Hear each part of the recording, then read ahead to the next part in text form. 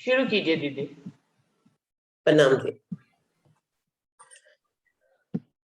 जो प्रीतम की प्यारी रहे वो 14 तबक से न्यारी। जो प्रीतम की प्यारी रहे वो 14 तबक से न्यारी। एक धनी को याद रखे भूले दुनिया सारी उसे। पिया के सिवा कुछ याद नहीं उसे। धनी के सिवा कुछ याद नहीं। पिया पिया पिया पिया करती रहती है वो तो दिन और रहना। पिया पिया पिया पिया करती रहती है वो तो दिन और रहना। पिया का मिले दीदार तरसते रहते हैं उसके नैना। पिया का मिले दीदार तरसते रहते हैं उसके नैना। एक झलक मिल जाए पिया की हो। एक झलक मिल जाए पिया की और नहीं कुछ चाहना उसे। पिया के सिवा कुछ याद नहीं उसे। धनी के सिवा कुछ याद नहीं। पिया के इश्क के एक जाम को रहती वो तो तरसती। पिया के इश्क के एक जाम को रहती वो तो तरसती। जब वो पिलाए जाम नजर से नहीं उतरती मस्ती। जब वो पिलाए जाम नजर से कहीं उतरती मस्ती। उसी जाम की मस्ती में वो हो।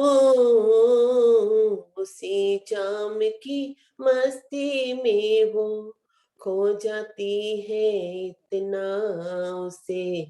पिया के सिवा कुछ याद नहीं उसे।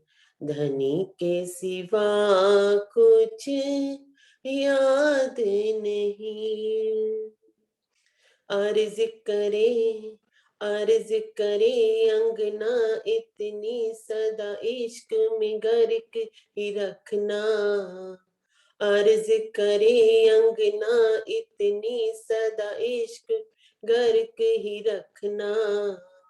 जी न सकेगी कभी भी इसको चरणों से दूर न करना।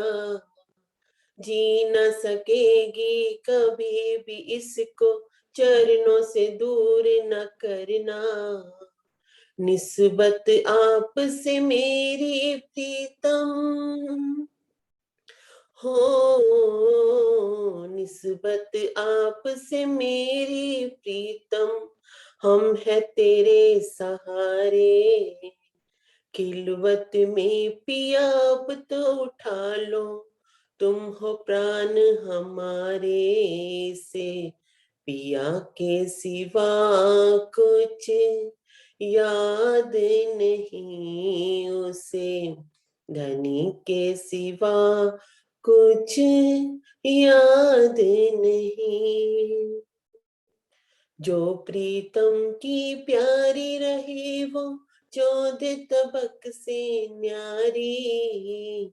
जो प्रीतम की प्यारी रहे वो 14 तबक से न्यारी। एक धनी को याद रखे भूले दुनिया सारी उसे। धनी के सिवा कुछ याद नहीं उसे पिया के सिवा कुछ याद नहीं। बोलो श्री प्राणनाथ प्यारे की जय।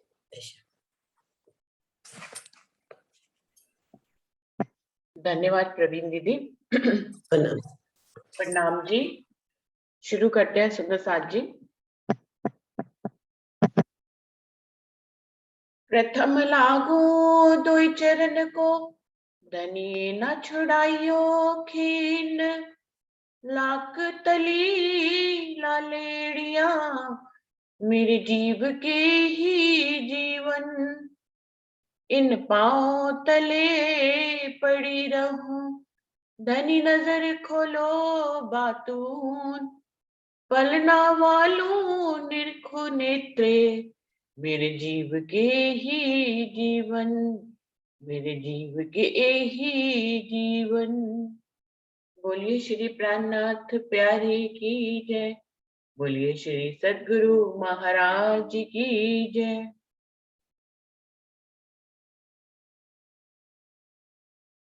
बड़ा क़यामतनामा वाणी चल रही है, जिसके अंतिम पहर पे हैं हम। 22वां प्रकरण कल पूरा हो गया था और ये 23वां और 24वां दो अंतिम प्रकरण है बड़ा क़यामतनामा के, जिनको आज हम आगे बढ़ते हैं। 10 और 2 बुरज जो कहे, सो बारी क़यामत के पूरे कहे। भय ये तीसरी बड़ी फरिश्तों की फजर, पीछे उठ खड़ी दुनिया नूर नजर। दिन क़यामत के पूरे कहे, सो खास उम्मत वालों ने लहे। क्यों लहे जाको लिखी दोजख, जावे नहीं दिनों की सत। राजी महाराज यहाँ पर इंद्रावती के धाम हृदय में विराजमान होकर हम सभी सुंदर साथ को बता रहे हैं कि अब तक, क्योंकि कल के प्रकरण में पूरी उन्होंने गिनती भी बताई कि कयामत कब होगी।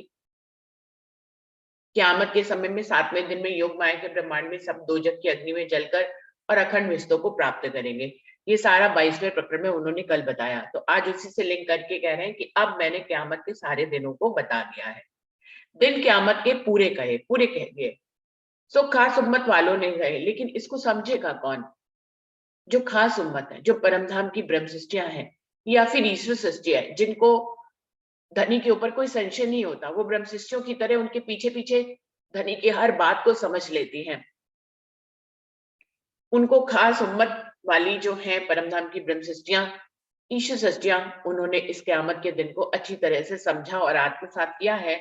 जो इनको समझता है, आत्मसात करता है, इसके अनुसार चलता है, वो जो है पाप कर्मों में नहीं जलते हैं। वो अपनी रहनी को सुधारते हुए चलते हैं और तभी वो जो है प्रथम भिस्त में उनके जीव पहुंचते हैं। क्या कह रहे हैं आगे? क्यों लहे जाको लिखी दोजख, जावे नहीं तीनों की सत। जिनको इस कयामत के ऊपर हमेशा से संशय था, उनके संशय कभी मिटे ही नहीं। जब कुरान पे ही संशय करते थे, फिर शिरजी साहिब जी ने आकर खोले, उनको तब भी संशय था कि अरे कयामत तो अभी नहीं आने वाली है। ऐसा सोचकर जो है कयामत को दूर समझते हुए बुरे कर्म करते थे, जो कि बीतक में हमें सभी पता है कि सब जगह संदेशा पहुंचाया गया मौलवियों को, मुल्ला को, कि कयामत आ गई है, लेकिन किसी को भी यकीन नहीं आया। क्यों लहे जाको लिखी दोजख, ये भला ले भी कैसे सकते हैं, क्योंकि इनकी किस्मत में तो पहले ही लिखा हुआ है कि इनको दोजख की अग्नि में जलना ही है। तो ये इनके मन में संशय आता ही रहता है। जिनके दिलों में संशय होता है, उनको दोजख की अग्नि में जलना निश्चित ही है। इसलिए वो इस कयामत के दिन को, जबकि ये जाहिर भी हुई, धनी ने इनको स्पष्ट भी किया, लेकिन उसको वो लोग समझ नहीं पाए। उसको समझने वाले परम नाम के खास मोमिन ही हैं। पुरसिस का दिन साहिब दिखावे, कयामत कौल दूजा कोई न पावे। 5 सूरत लिखी आम सिपारे, ए समझे पाक दिल उजारे। देखिए हर चौपाई में हर बार कयामत के दिन को समझने वाले भी खास मोमिन कहा है, और इस चौपाई में भी 5 सूरत धनी की समझने वाले जो है वो भी जिनके दिल पाक साफ है, परम धाम के मोमिन है, वही समझेंगे।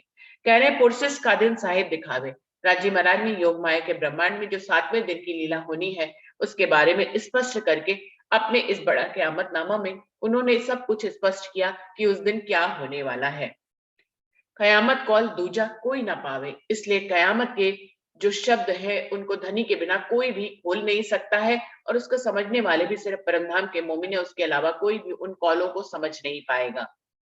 5 सूरत लिखी आम से पारे, कुरान के आम से पारे में धनी की 5 सूरतों का बयान लिखा है। ये समझे पाक दिल उजारे, लेकिन ये 5 सूरत कौन सी है? इनको सिर्फ जिनके दिल पाक साफ है, जिनके दिलों में कोई भी संशय नहीं है, वो धनी की इन 5 शक्तियों को समझ पाएंगे। 5 सूरत जो है हम सभी को मालूम है, इनका 2 तरह से वर्णन वाणी में जगह जगह आया है। हमें समझना चाहिए कि कब किसकी बात हो रही है। वैसे धनी के 5 स्वरूपों की यदि बात करें तो उनके 5 दिनों की बात होती है। पहला ब्रज का स्वरूप, दूसरा रास का स्वरूप, तीसरा मोहम्मद साहब का, चौथा धनी देवचंद जी का और 5वां शिवजी साहिब जी के रूप में हक के स्वरूप श्री प्राणनाथ जी का है। लेकिन अगर सिर्फ बड़ा क़यामत नामा से ही इस बात को समझें तो 5 शक्तियों के रूप में जो आया है कि वो 5 शक्तियां इस दुनिया में आई हैं जो हक के स्वरूप श्री प्राणनाथ जी के अंदर समाहित हुई हैं। तो उसमें राजी, श्यामा जी, अक्षर ब्रह्म और असराफील और जबराइल, जोश और बुद्धि के स्वरूप इनके साथ में माने जाते हैं। तो ये 5 सूरत हैं। 5 सूरत लिखी आम से पारे, समझे पाक दिल उजारे। जिनके दिल पाक साफ है वो धनी की इन 5 शक्तियों को पहचानते हैं। 5 शक्तियां जो है वो इस रूप में आई है कि स्वयं श्यामा महारानी आई तारतम ज्ञान को लेकर, हक की स्वयं राज्य महाराज आए इस तारतम वाणी को लेकर, अक्षर ब्रह्म आए हुक्म के स्वरूप बनकर, जागृत बुद्धि का फरिश्ता असराफील और जोश का फरिश्ता जबराइल। ये 5 शक्तियां शिवजी साहिब जी के अंदर समाहित हुई हैं। ये पांचों नेक अमल जो करे सो बिस्ती फुरमान से ना डरे, और झूठा काम बदफैली करे सो दोजख की आग में पड़े। वो कह रहे हैं ये पांच शक्तियां जो इस दुनिया में जाहिर करती हैं, ये पांचों नेक अमल जो करें, ये 5 शक्तियां जो दुनिया में आकर जाहिर करती हैं कि कैसे चलना चाहिए, कैसे अपनी रहनी करनी चाहिए, कैसे हमारे बोल होने चाहिए, जीवन यापन कैसे करना चाहिए, जिनके दिल सत्य है उनको कैसे चलना चाहिए, उन्होंने सारे अमल बताए हैं। ये पांचों नेक अमल जो करें, जो भी अमल है, जैसे चलना चाहिए, जैसे हमें बचते हुए चलना चाहिए, वो सारी बातें इन्होंने बताई हैं। सो बिस्ती फुरमान से न डरे, इनके द्वारा लाए गए इस फुरमान को जो परम धाम के रहने वाले मोमिन हैं, वो कभी भी इन फुरमानों से खुद को अलग नहीं करते। वो इन फुरमान को समझते हुए इसी की राह पर चलते हैं। सो बिस्ती फुरमान से न डरे, वो उनके द्वारा लाए गए संदेश से, उस फुरमान से खुद कभी भी नहीं टलते हैं, उसी को समझते हैं और उसी के अनुसार अपना जीवन यापन करते हैं। और झूठा काम बदफैली करे सो दोजख की आग में पड़े। इतना फुरमान आने के बाद, वाणी आने के बाद भी, कुरान के खुल जाने के बाद भी जो दोजख बदफैली के काम करते हैं, झूठे और पाप कर्म करते हैं, वो उनको तो दोजख की आग में जलना ही पड़ेगा। जब तक वाणी नहीं आई थी, कोई अगर बुरे कर्म कर रहा है तो फिर भी माफ था, लेकिन अभी वाणी आने पर, वाणी का मंथन करने पर भी यदि हम मोमिन सच्ची राह पर नहीं चलते हैं तो इससे बड़े गुनाह की कोई बात नहीं है। अब तो सब कुछ बता ही दिया गया। जब तक पता ही नहीं है तब तक कुछ भी कर सकते हैं, लेकिन जब पता चल जाए तब हम कुछ नहीं कर सकते हैं। और फिर ऊपर से मंथन करके तो बिल्कुल ही कुछ नहीं कर सकते। हम किसी के दिल को नहीं दुखा सकते, हम जानबूझ के कोई गलत रास्ता नहीं अपना सकते। अनजाने में तो देखिए हर रूह, हर मोमिन कुछ ना कुछ गलती इस जीवन यात्रा में करती है। वो द्वैत की दुनिया में आई है, ऐसा हो नहीं सकता कि उससे कभी कोई गलती नहीं हो। हम सब गलतियों के पुतले हैं। हम अपने ऊपर घटाएं हर बात को कि हम सब गलतियों के पुतले, हम सब गलती करते हैं, लेकिन वाणी मंथन करने के बाद इतना तो दिल में आ ही जाता है हम सबके कि हम जानबूझ के गलती नहीं करते, हम जानबूझ के ईशादेश नहीं करते, हम जानबूझ के जो है किसी के दिल को नहीं दुखाते, हम जानबूझ के कोई गलत काम नहीं करते, हम जानबूझ के झूठ नहीं बोलते। तो इतनी रहनी वाणी मंथन करने से हर मोमिन के अंदर आती है। मुझे लगता है ये सबसे अति उत्तम स्थान है। अनजाने में तो कुछ भी हो सकता है, लेकिन जानबूझकर कुछ भी गलत ना किया जाए, ये सबसे सही संदेश होता है जो रूह को वाणी मंथन करने से लेना चाहिए और हम सबको उस पर अमल करना चाहिए। हमेशा दोजखी बदकार, रोज क्यामत के हुए ख्वार, ए दिन किने न किया मुकर्रर, ताए पहचानो जिंदई खबर। हमेशा जो दोजख में जलने वाले हैं उनको शर्मसार तो होना ही पड़ेगा। देखिए हम बुरे कर्म करते हैं अगर, तो हमें हमें तो शर्मसारी होगी। अभी तो लगता है कि कोई हमें नहीं देख रहा, हम झूठ बोल रहे हैं, हम जो है गलत काम कर रहे हैं, हमें कोई नहीं देख रहा है, लेकिन हम सभी को मालूम है कि राज्य के कैमरे हर जगह लगे हुए हैं। राज्य हमारे अंदर ही विराजमान है, हर पल हर घड़ी हमें देख रहे हैं हमारे अंदर से ही। तो हमें क्या छुपना है कहीं पर, तो हमें तो कहीं पे भी नहीं छुपना है। हमेशा दोजखी बदकार, कुछ गलत काम करेंगे तो शर्मिंदगी और शर्मसारी तो होएगी। तो जो दोजख की अग्नि में जलने वाले हैं वो हमेशा ही शर्मसार होते हैं। रोज क़यामत के हुए ख्वार, अभी भले चाहे उनको लग रहा हो कि उनकी जीत हो गई और कुछ भी बुरा नहीं हुआ, उनको कहीं पे भी शर्मसारी नहीं हुई, लेकिन रोज क़यामत के हुए ख्वार, जब वो क़यामत और न्याय का दिन आएगा तो सबको ख्वार होना ही पड़ेगा, सबको शर्मिंदगी होगी, नजरें सब झुकाएंगे ही झुकाएंगे और प्रायश्चित की अग्नि में जलेंगे ही जलेंगे। ए दिन किने न क्या मुकर्रर, आज दिन तक क़यामत के दिन को किसी ने भी नहीं बताया था, कोई भी इस बात को न समझ पाया और इसको दृढ़ता पूर्वक मुकर्रर करके नहीं कह पाया। ताए पहचानो दिन दई चिन दई खबर, हमें इस दिन को किसने हमें मुकर्रर करके बताया, इस दिन की बातों को खोलकर हमें किसने समझाया, उस क़यामत के बारे में, उस जागने के बारे में हमें किसने बताया, उसकी हमें पहचान करनी चाहिए, जिसने इस तरह की हमें खबर करी है। तो ये किसके ऊपर ये बात कह रहे हैं? हक के सर्वश्रेष्ठ प्राणनाथ जी के ऊपर कह रहे हैं। उन्होंने ही आकर इस क़यामत के दिन को जो कहा है पहली चौपाई में कि खोल कर रख दिया है। कोई न जाने राह न जाने दिन, इन समय हादियत किए रोशन, उस दिन बदला होवे अति जोर, हाथों सीधे साहिब करे मरोड़। वो कह रहे हैं ये कयामत के दिन को और परम धाम जाने की सच्ची राह और कैसी करनी, कैसी रहनी चलनी चाहिए, हम इस निराकार को कैसे पार करें, कैसे अखंड में जाएं, इस राह को आज दिन तक कोई भी नहीं जानता था। कोई न जाने राह न जाने दिन, उस परमात्मा की पहचान के बारे में नहीं जानता था, उनके धाम, उनके स्वरूप, उनके श्रृंगार के बारे में नहीं जानता था, उनकी लीला कैसी होती है, वो नूरी लीला, इश्क की लीला कैसे करते हैं, इन सब के बारे में किसी को भी नहीं पता था। कोई न जाने राह न जाने दिन, और उन तक कैसे पहुंचा जाए, कैसे उन पे समर्पित हुआ जाए, कैसे उनके दर्शन किया जाए, इन सब बातों को कोई भी नहीं जानता था। इन समय हादिये किए चेतन, ऐसे कठिन समय में हमारे हादी श्री श्यामा महारानी जो है तारतम ज्ञान की कुंजी लेकर आए और इस कुलजम स्वरूप की वाणी का विस्तार लेकर आए, जिससे उन्होंने इन सब बातों को खोलकर जाहिर कर दिया और सभी को चेतन कर दिया।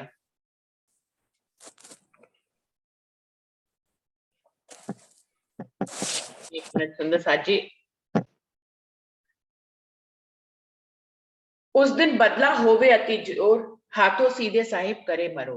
उस दिन, जिस दिन को धनी ने यहाँ पर जाहिर कर दिया, वो कयामत का दिन जिस दिन होगा, उस दिन सभी को अपने किए कर्मों का बदला मिलेगा।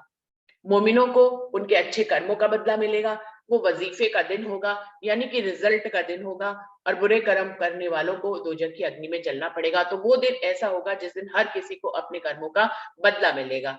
उस दिन बदला होवे अति जो, हाथों सीधे साहिब करो करे मरोड़।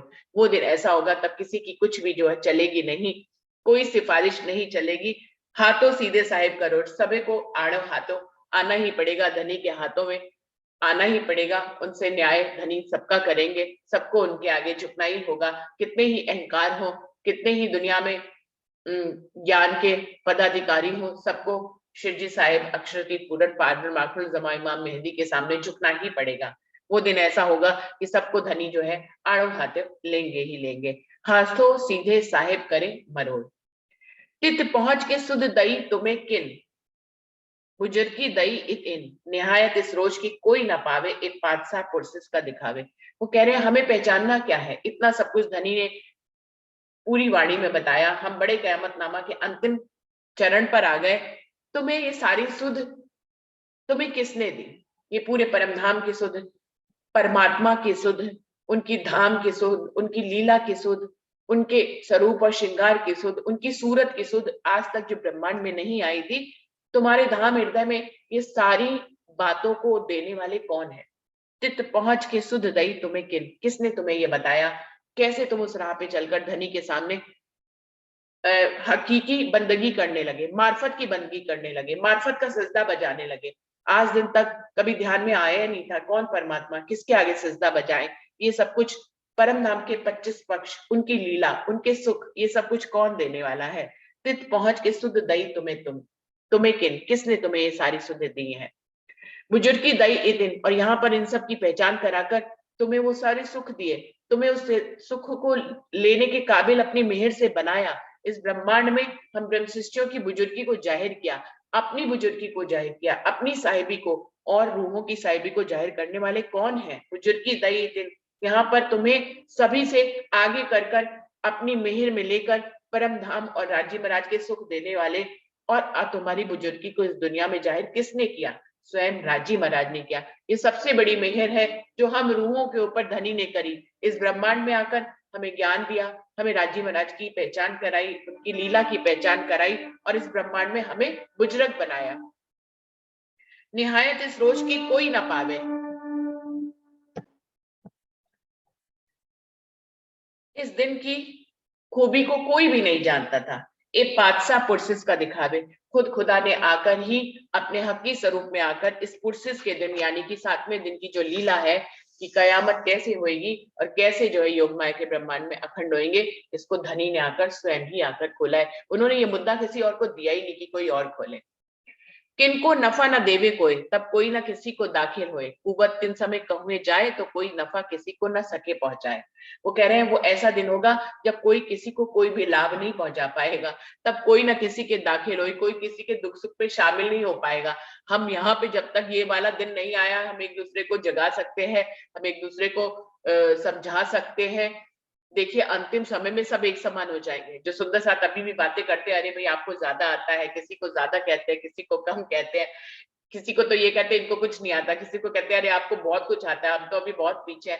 आज समय देखिए कि ये जब आखिरी समय आएगा सब एक समान हो जाएंगे। परम धाम जाते समय, जाने का समय पे सब एक समान हो जाएंगे, कोई आगे पीछे नहीं रहेगा, द्वैत खत्म हो जाएगा। द्वैत से ही निकल कर परम धाम में जाएंगे तो आगे पीछे वाली बात ही नहीं रहेगी। उन समय को राज्य ने एक ही समय में रखा है कि पौड़सी भेले और जागसी भेले सब एक साथ जागृत हो जाएंगे।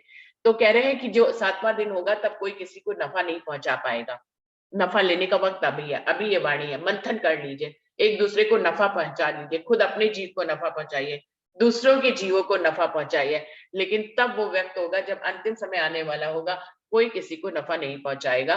परम धाम के जीव तो नफे में नफे में हो जाएंगे, वो तो फायदे के फायदे में ही हो जाएंगे। लेकिन जिन्होंने संशय किया वो जीव किसी को कोई भी नफा नहीं पहुंचा पाएंगे। किनको नफा ना देवे कोई, कोई भी किसी को कोई भी फायदा नहीं पहुंचा पाएगा। को तब कोई ना किसी के दाखिल हो, कोई भी किसी के दुख और सुखों में दाखिल नहीं हो पाएगा। कुवत तीन समय कहुए जाए, तुम्हारी चारी चतुराई, तुम्हारा सारा ज्ञान वहां पर बेकार हो जाएगा। कोई तब कोई नफा ना किसी को सके पहुंचाए। कोई चाहे कि वो अपनी किसी रूह को नफा पहुंचा दे, भैया इसके जीव ने बुरे कर्म किए, इनकी दोजक की अग्नि छूट जाए, हमारे ज्ञान के माध्यम से ऐसा कोई भी किसी को अपना हिस्सा नहीं दे पाएगा। जिसने जो किया है वो उसके सामने आ जाएगा। हुकुम हादी का साहिब फरमान, करे सिफायत खुदा मोमिनो पहचान, मोमिन आकीनदारों को चाहे हक में भी उन्हीं को मिलाए। आज वो समय जरूर चल रहा है कि हमारी हादी श्री श्यामा महारानी साहिब के फरमान को लेकर इस दुनिया में आए हैं और उनके फरमान को इस वाणी के माध्यम से जो है दुनिया में फैला रहे हैं। करे सिफायत खुदा मोमिनो पहचान, खुद अक्षरातीत राज्य महाराज जो है अपने मोमिनों की पहचान कर उन अपनी मोमिनों को अपना सिफायत कर रहे हैं, अपनी मेहर में उनको ले रहे हैं, उनको परमात्मा की पहचान करा रहे हैं, अपने स्वरूप की पहचान करा रहे हैं, उनको सुख दे रहे हैं, परम धाम की लज्जतें दे रहे हैं, 25 पक्षों का सुख मिल रहा है, राज्य की लीला आनंद और प्रेम का सुख मिल रहा है। करे सिफायत खुदा मोमिनों पहचान, ये राज्य महाराज ने अपने मोमिनों के ऊपर सिफायत करी है, ये मेहर करी है अपने मोमिनों को पहचान कर। मोमिन यकीनदारों को चाहे, और मोमिन भी क्या करेंगे, मोमिन भी जो खुदा के ऊपर यकीन करते हैं उन्हीं को ही उनको ही चाहते हैं, जो उनके करीब रहते हैं उनको भी नफा पहुंचता है, चाहे वो जीव सृष्टि हो चाहे वो ईश्वर सृष्टि हो।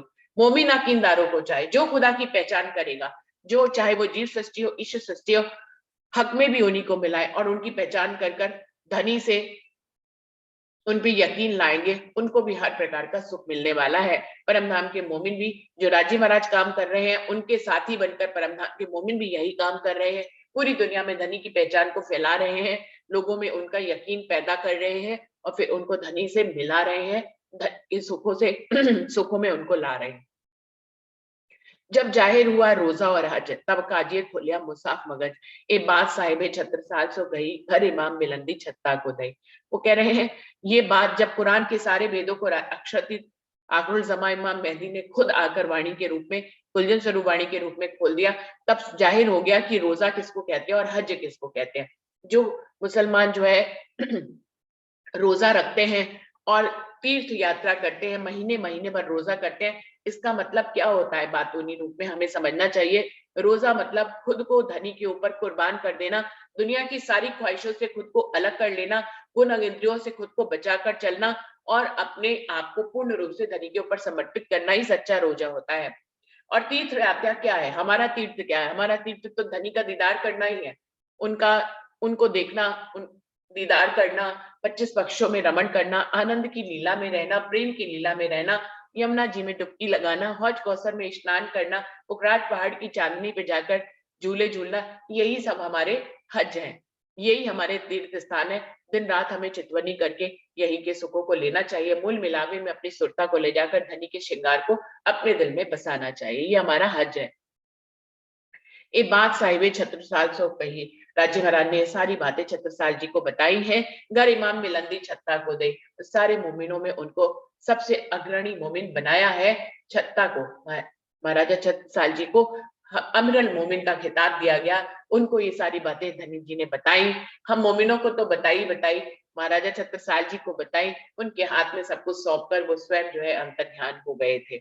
तो सारी बिलंदी जो है महाराजा छत्रसाल जी को दे दी गई। यहाँ पर 23वां प्रकरण पूरा हो रहा है। आगे चलते हैं। 9वीं आगे अरफा ईद कही, ले 10वीं आगे सब लीला भई, मजले सब अग्यारी के मत सो कहे कुरान विवेक कई बिन। कुरान में ये सारी बातें बहुत विवेक पूर्वक ढंग से बताई गई हैं कि 9वीं सदी जब बीतेगी तो 10वीं सदी जो आएगी वो ईद का दिन होगा, खुशी का दिन होगा। सुंदर साथ जी हमें मालूम है क्यों खुशी का दिन होगा, धनी देवचंद जी इस दुनिया में आएंगे अपनी परम धाम के मोमिनों के साथ। तो जब बीतक पढ़ते हैं तो उसमें भी आता है एक चौपाई में कि ये सारे ब्रह्मांड के लिए बधाई का दिन है कि परम धाम से परमात्मा की अर्धांगिनी इस दुनिया में आई है। तो 9वीं आगे ईद गई, जो बीतक में बात कही है उसी को कह रहे कि 9वीं के दिन, 9वीं के बाद जब 10वीं सदी आएगी तो वो ईद का दिन होगा, यानी कि खुशी का दिन होगा। लेकिन 10वीं आगे सब लीला भाई, 10वीं के आगे 10वीं में धनी देवचंद जी आएंगे, तारतम ज्ञान की रोशनी आएगी और उसके आगे ये लीला संपादित होगी, शुरू हो जाएगी। जागनी की लीला जो है 10वीं सदी से शुरू हो जाएगी, जो 11वीं और 12वीं तक चलेगी। मंजिलें सब 11 के मत, 11वीं सदी जब आएगी तो सारी मंजिलें पूरी हो जाएंगी, पूरी होने को आएंगी। हम सभी को मालूम है श्यामा महारानी के जो 40 वर्ष कहे गए हैं बादशाही के, उसमें 10 वर्ष 11वीं सदी के लिए जाते हैं, जिसमें खिलवत परिक्रमा सागर और श्रृंगार से परम के माध्यम से परमधाम के 25 पक्षों के धनी के स्वरूप और श्रृंगार के सारे सुख इस दुनिया में आ गए हैं। उनकी नूरी और मार्फत लीला का पदापर्ण वाणी के रूप में यहाँ पर हुआ, तो सारी मंजिलें यहाँ पर पूरी हो गई, यानी कि परमधाम की सारी वाणी ज्ञान के माध्यम से इस दुनिया में आ गई, सारा ज्ञान अवतरित हो गया जो कि अब तक इस ब्रह्मांड में नहीं था। तो इस प्रकार से मंजिलें पूरी हो गई। जो भी उन मंजिलों को पूरा करेगा, जो इन वाणी का मंथन करेगा, इनके ऊपर चलेगा, उस प्रकार की चितवनी करेगा और सुख लेगा, तो उसकी मंजिलें ऑटोमेटिकली पूरी होती चली जाएंगी। मंजिलें सब 11 के मत सो कहे कुरान विवेक कही बिन, जिसको कुरान में कई तरह से कहा गया है। ये 11 बीच बड़ो विस्तार, प्रगटे बिलंद सब सिरदार, सब न्यामते सिफते दई सितार, उतरियां आयता जो उस्तबार। वही बात को फिर दूसरी चौपाई में इसी ढंग से कह रहे हैं कि 11 बीच बड़ो विस्तार, 11वीं सदी में बहुत विस्तार होने वाला है।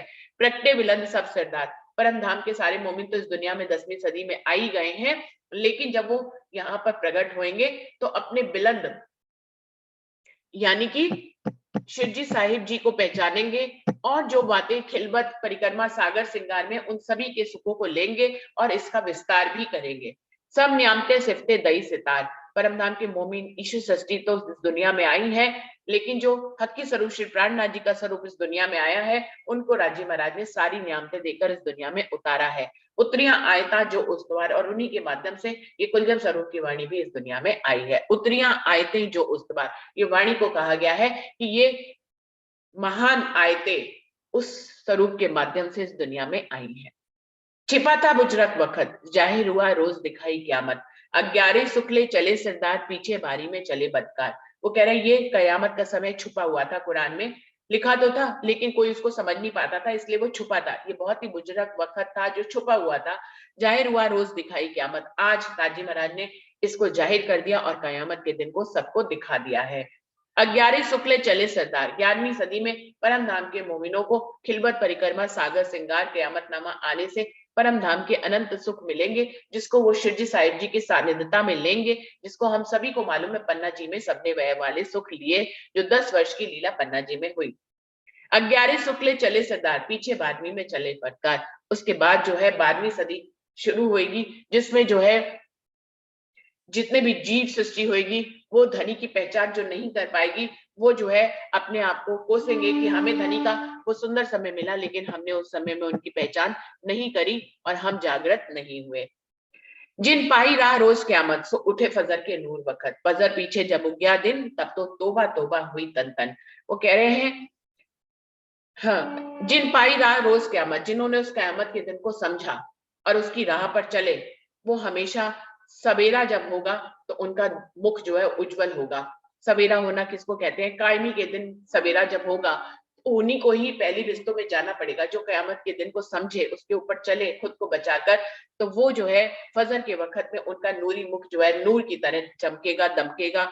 फजर पीछे जब उग गया दिन, तब तो तौबा तौबा हुई दिन।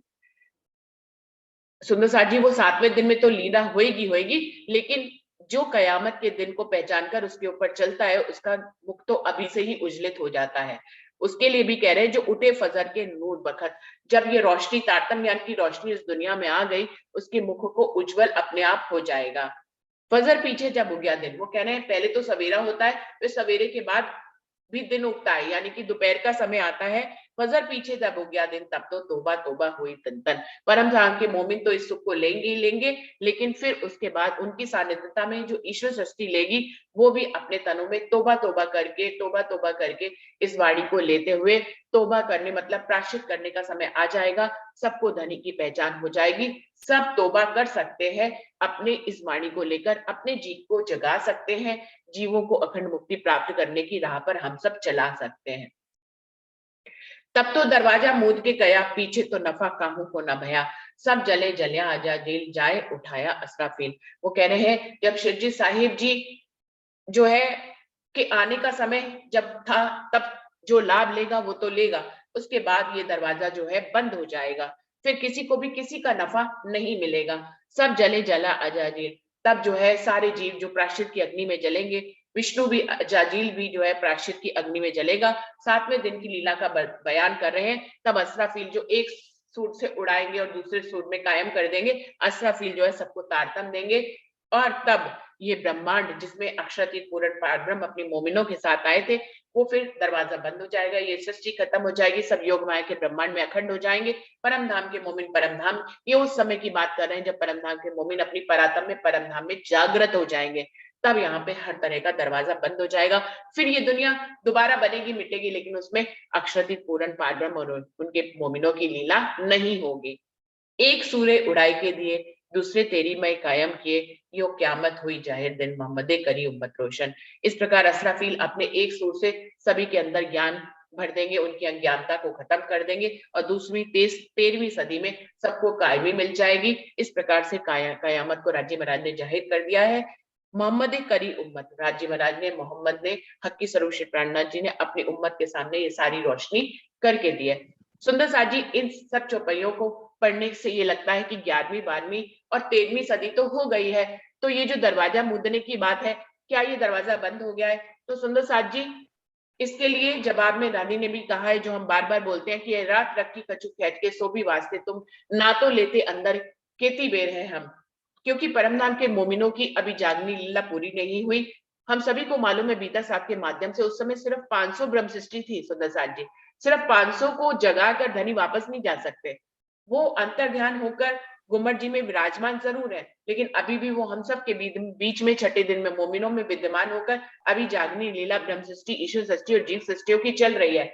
इन चौपाइयों को पढ़कर ये नहीं समझना चाहिए कि वो समय गुजर चुका, हमें उसको गुजरे जमाने में नहीं घटाना है कि दरवाजा तो अब मुद गया, अब तो किसी को कोई लाभ नहीं मिलने वाला। परम धाम के मोमिन, कुछ लोगों का विचार ऐसा रहता है कि परम धाम के मोमिन तो जा चुके हैं, अब तो ये जीव सृष्टियों की लीला चल रही है। ऐसा बिल्कुल भी नहीं है, क्योंकि यदि ऐसा होता तो हमारे साथ बीतक साहब इस बात की गवाही कि सिर्फ 500 सुंदर सा परम धाम के मोमिन थे जो उस समय जागे थे, और फिर उनके जाने के बाद लालदास जी रहे बीतक लिखने के लिए, महाराजा छत्रसाल जी रहे जागनी लीला करने के लिए, मुकुंद दास जी रहे, तो ये भी तो परम धाम के मोमिन थे। इन सबको छोड़कर कैसे शिवजी साहिब जी जा सकते हैं, राजी महाराज कैसे परम धाम में जागृत हो सकते हैं? वो लीला अभी भी चल रही है, इसीलिए चौपैया की इस रात को लंबा कर दिया गया है।